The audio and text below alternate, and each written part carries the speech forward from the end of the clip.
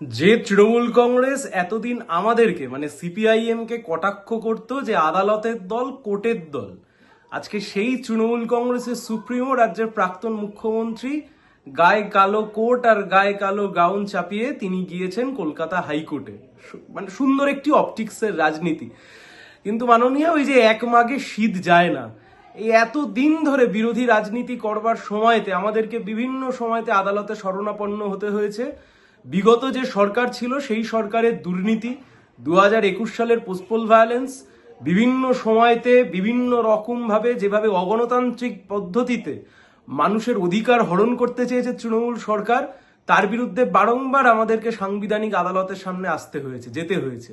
আইনজীবী হিসেবে সেই সমস্ত মামলার বেশ কিছু মামলাতে আমি নিজে ব্যক্তিগতভাবেও থাকবার আমার সৌভাগ্য হয়েছিল। সেই সময়তে প্রতিদিন সন্ধ্যাবেলায় তৃণমূলের মুখপাত্র থেকে শুরু করে রাজ্যের মাননীয় মন্ত্রীরা, মাননীয় মুখ্যমন্ত্রী সেই সময়তে সিপিআইএম কে কোর্টের দল বলতেন, কোর্টের পার্টি বলতেন।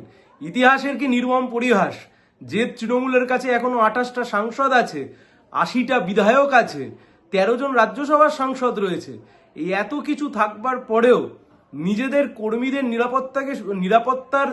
নিরাপত্তার জন্য নিজেদের কর্মীরা ঘরছাড়া হয়েছেন, সেই কারণে আদালতে শরণাপন্ন হয়েছেন। কিন্তু অদ্ভুতভাবে তৃণমূল রাস্তায় নামতে পারছে না। আমরা কিন্তু রাস্তায় নেমেছি, একজন বিধায়ক নিয়েও সিপিআইএম রাস্তায় নেমেছে, আক্রান্ত মানুষের পাশে গিয়ে দাঁড়িয়েছে। তৃণমূল দাঁড়াতে পারছে না। এতদিন যাদেরকে আদালতের পার্টি বলতেন, কোর্টের পার্টি বলতেন, 40টা বিধায়ক নেওয়ার পরেও প্রথম ইনিংসে শুরুয়াতই করলেন কলকাতা হাইকোর্টের প্রধান বিচারপতির এজলাস থেকে। ওই যে বললাম এক মাঘে শীত যায় না, আপনিও বুঝলেন যে কোর্টে যেতে হয় মানুষের অধিকার হরণ হলে, কারণ আদালতটা সংবিধান স্বীকৃত অধিকারের জন্য।